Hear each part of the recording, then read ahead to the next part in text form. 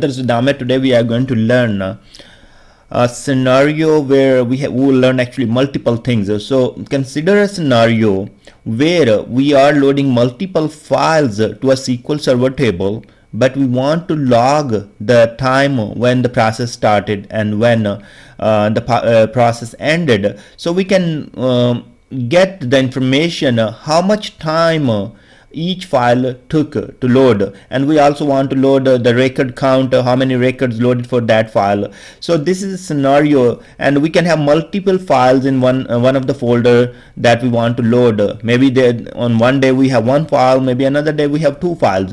So package should be able to accommodate those situations. It should be able to load multiple files, and also at the end it should put some information in the log table, so we can see how much time each file took to load. Now on the solution side, I want to walk you through quickly and tell you what exactly we will learn in this video. So we will learn how to create SSIS package from scratch, how to load multiple files with the same structure to a SQL Server table, how to extract file name into a variable in SSIS package, how to how to create a store procedure with the output parameter, and then we are going to learn how to get the last identity value inserted to a table in that store procedure, and 7 number, how to insert a file load start time by using a store procedure in execute SQL task. And then finally we will go and get the last point, that's how we will update the end date time for that record that we have started with one of the file.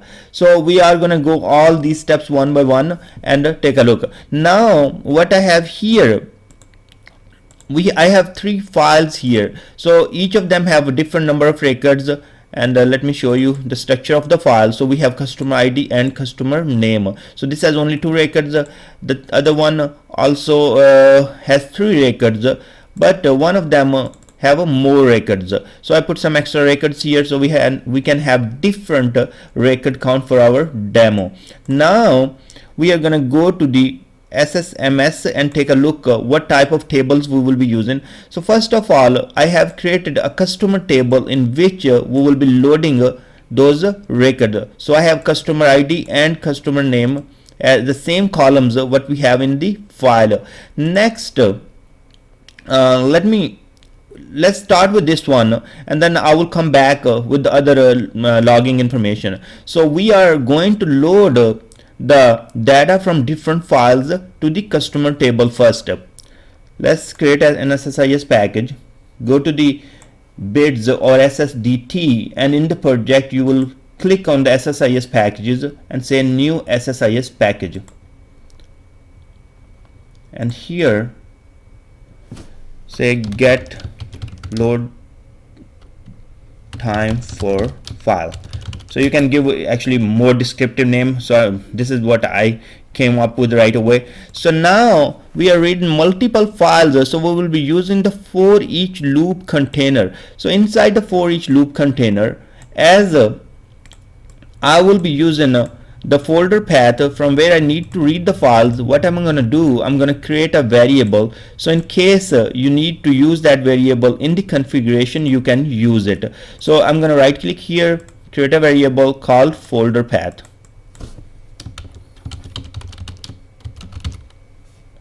and this is going to be string type. So I provided that value here, and now I will go to the for each loop and then go to collection. Here I'm using for each file enumerator. So that's fine, because that's what I want to do. I want to read the files. Here instead of C colon and backslash, that's the folder path is given right now. I don't want to use that. I don't want to hard code as well, so I will be using expressions. So I will be using one of the variable that I created called folder path. So I will go to directory, and here in expression I will use that variable. Evaluate expressions, Looks good. Now we are using that variable in the expression for directory or folder. Next part is we want to read every file, or we want to read some specific files. So here the very first asterisk on the left side tells you if you want to do a asterisk. So this is the more file name selection, and on the right you have extensions. In my case, I want to read only .txt files. So I'm going to change this one to txt extension. Here we have option to read name and extension, fully qualified, so we can get the folder path with the file name and extension. If we are only interested to get the file name without extension and folder path, we can select name only. And here we have a transverse subfolder. So if you have folders inside the folder and you want to read the files from those folders, you can click here. But in my case, I want to read the files from the main folder only, and I'm going to get the fully qualified path. I'm going to get the folder path with file name and extension, so I selected this one. Next I want to get that into variable, so I'm going to call it and this is on package level. We can change it to package level on executables or different, so I'm going to keep this one on that level. Get load date time for file, that's our package, and here I'm going to put the name called file full path, and then it is going to be string. Fine. Okay, the index is 0 here as we are selecting only one value. If we will have multiple values come in from there are scenarios with the ADO numerator. I will show you when you need those multiple indexes. Here we are saving the value in the only one variable, and index will be 0 for that. So if you have more values come in and you have to save in variables, you will be indexing with the starting with 0 and then 1 2 3 and keep going till you have all those variables mapped. So hit OK. Now the next part is we need to load the data from a flat file to the SQL Server Table. Click here. Now we will be using the flat file source to read the data from file. Browse to the file. Here I have multiple files, but they all have the same structure, so I can connect to any and build this connection manager. So my column names are in the first data row, so I selected that one, and then I went to the columns and I see that it is a row delimiter, carry return, line feed, that's fine, and then I have column delimiter, that's comma. So if you have with the pipe sign and all those kind of thing, you can change it here according to your file type. So in my case it works just fine with the default values. So I go to advanced now. I'm gonna do change the data type for customer ID. So right now it took as varchar 50 or string 50, and I want that one as an integer, so I change to dt_i4. For customer name, I'm going to change this one to 100, the length, but rest of that I'm going to keep this one as string as well. Now we are all good. Here retain null values from a source as null values in data source. If you have blank values come in from the source and you want to convert them to null, you can hit this one. Next, you check the columns, come in correct, all good. The next part, we have to load the data to the SQL Server Table. So I can get the OLEDB destination, connect here, and then we select the database.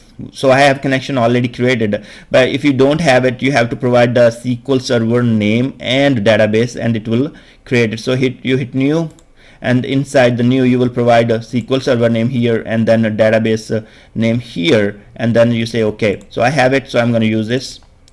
And here you will be selecting the table. So I have customer table, and then now I will be mapping. As my column names in the input side and destination side are same, so they are mapped automatically, but I want to change it. So if I want to change it, I have the option to change it here and choose the input column that I want to map to destination. So hit OK. Now what is going to happen, our for each loop is going to loop through 3 files, but inside the data flow right now it is connected to only one file. So on each of the load it is going to load the same data. So let me run it and show you.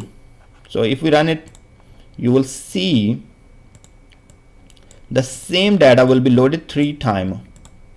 So if you see this table, that's where we were connecting to the file. So we have a file that has 2 records and this is loaded 3 times. Let me truncate this one, show you why. Because we had the connection manager that's only pointing to that file. So it is not changing the file name on each of the iteration for each loop is making. So we have to go to the file, flat file connection manager, go to properties, and then here we go to expressions, and then we will use some variables. Here we will go to the connection string, and if you guys remember, we have created a full file full path variable, and that's we are getting from the for each loop. So every time it loops, the value will be changed, so we will use this variable. So by doing it, what happened now, if I run this package, it is going to load the 3 files, because on each iteration it is going to go and get a new file name and use it in the connection manager. So now you can see that there are tons of records and they're coming from different files. So let's truncate this one, select, we don't have. Now let me take you to the next step where we will be logging the information in the file load information table, such as we will be logging the package name, file name, record count, when the load started for the file, and then we will update the value and date time once the file will be loaded. So here I am putting a package name in this table because there could be multiple packages, they will be loading different files, and we want to have that information which package loaded which file. So let's create this table. Now the table is already existed, so let's just truncate it, and now what we have here, we have just empty table.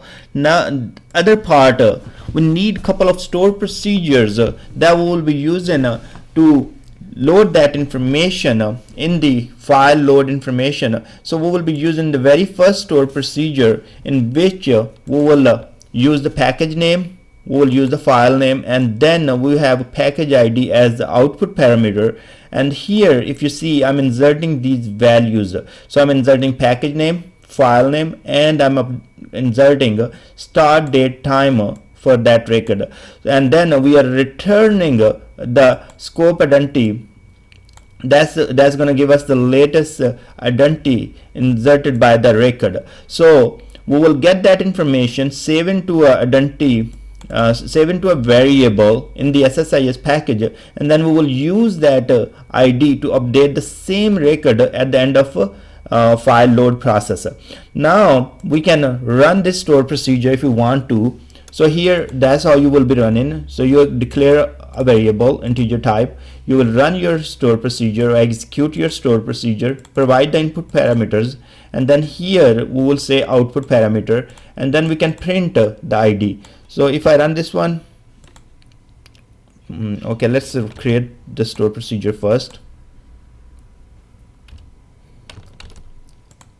I want to show you how this store procedure works. So if you see here what is happening, so it is inserting a record here and then returned us 1. So if I will read on it, it will return us 2. So we will get that ID from the inserted record. So that's how it will be working. So let's truncate this table and go to the next store procedure that will be used to update the record. So we will be updating a record with the package ID, and then we will be updating a record count. So and also we will be updating the end date time for the same record as we are using the package ID in the where class. So let's go to the let me show you first. So this is how we will be calling our store procedure in the SSIS package in execute SQL task. So we will say execute store procedure name input parameters. So we will use a question mark for each of the parameter, and then we will use question mark with output here if the parameter is output. So we will copy this. Let's go to the SSDT SQL Server Data Tools and then bring execute SQL task here.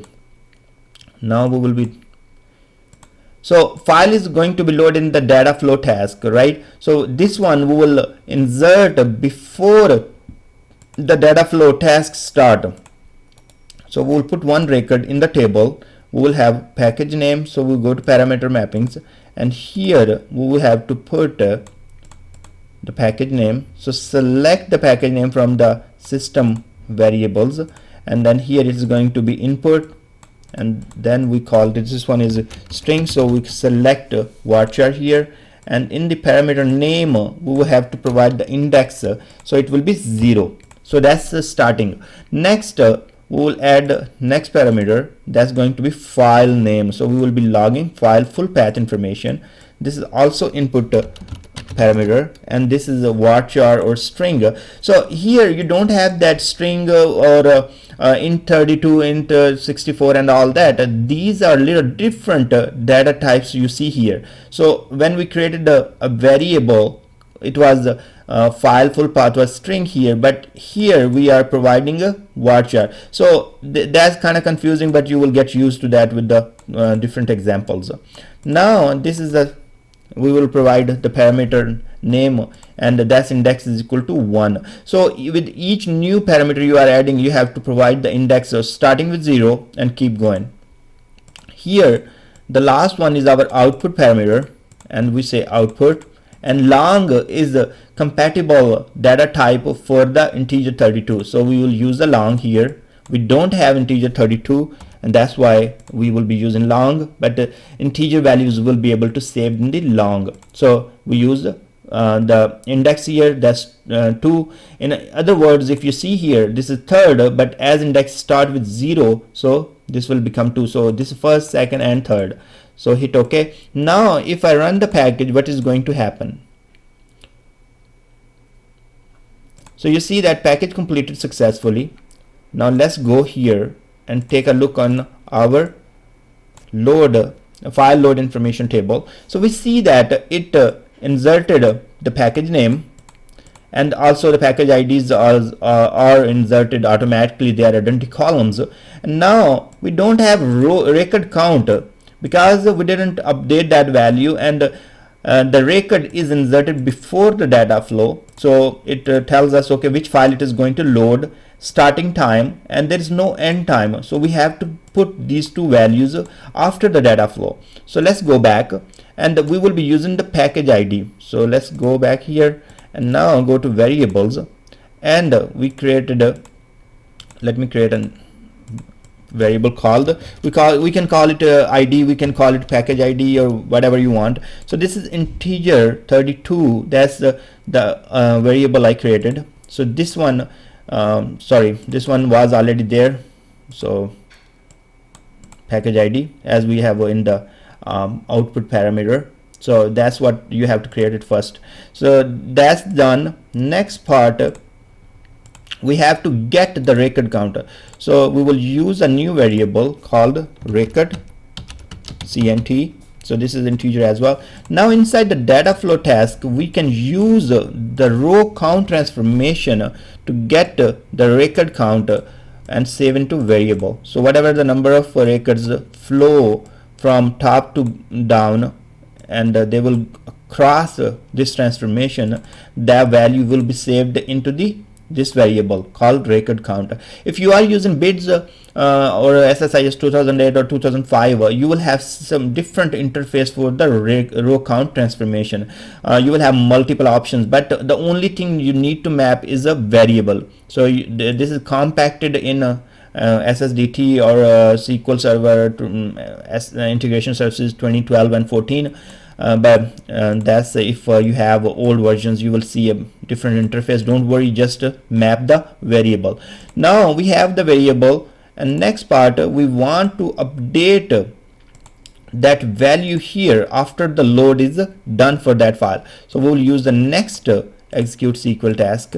We can call this execute SQL task maybe pre-load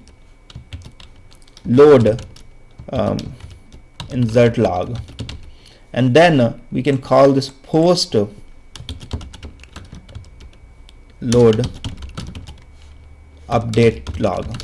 So we can give a proper name, and that helps what exactly these tasks are doing. So now go back here, as we will be using this store procedure. So we'll be using exec this, and this is accepting two parameters. So it is accepting package ID that will use to update, and then record count that will be updated with the column record count. So now come back here, make a connection to your database and paste your query here. Go to parameter mapping. Here the first one is the package ID, so we can map that package ID here, and this is input and this is integer, so long will be fine, and here we have to provide 0. Next we have to do the record count. So we go record count, input long will work just fine. We select 1, so that's the index is starting with 0 and 1, and then you have, that's the only two parameters we have. There are input parameters, there is no output parameter, so you can see these are input parameters. Hit OK. Now let's go back, truncate our tables, so we see what happened.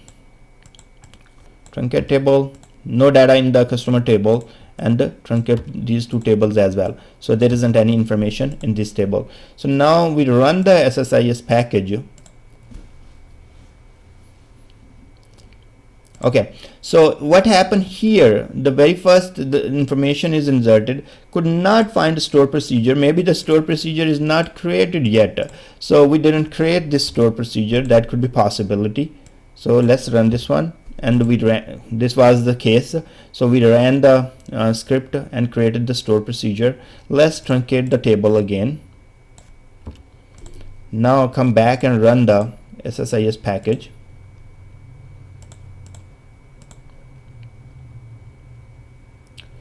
Okay, this time it completed successfully. It loaded all these 3 files. So let's go and take a look on the data. So we can see that there is a tons of data coming from these 3 files.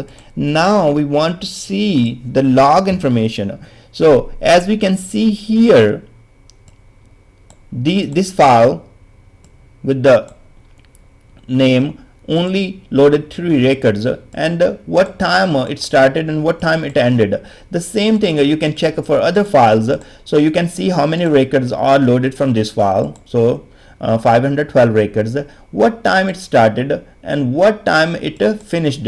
So it took in probably milliseconds here, but there are files, there will be big files, and they can take in minutes or hours. So you can see from here. Also see, when the process start and files start loading, you know that the record count will not be updated here, so you will see the null, and you will see the null value for end date as well. That's also one good point when you are running SSIS package for multiple files and you want to see which file started. So if you take a look on this table, you would know that okay, this load process started for this file and it is not finished yet, and that's one way to take a look. When you don't have that capability to take a look from the SQL Server agent job, because that's going to run one SSIS package and or even multiple SSIS packages, and you would not see the detail of which file it is loading as of now. So by implementing this solution, we are able to see which file the package is loading at the moment, and once it is loaded, how much time it took and how many records it loaded from each of the file. So thanks very much for watching this video, and I apologize for taking a long time to make this video, but each component is important, and the scripts what I used here, they will be available on the blog post, so you can use them and build the SSIS package and test it. Thanks very much.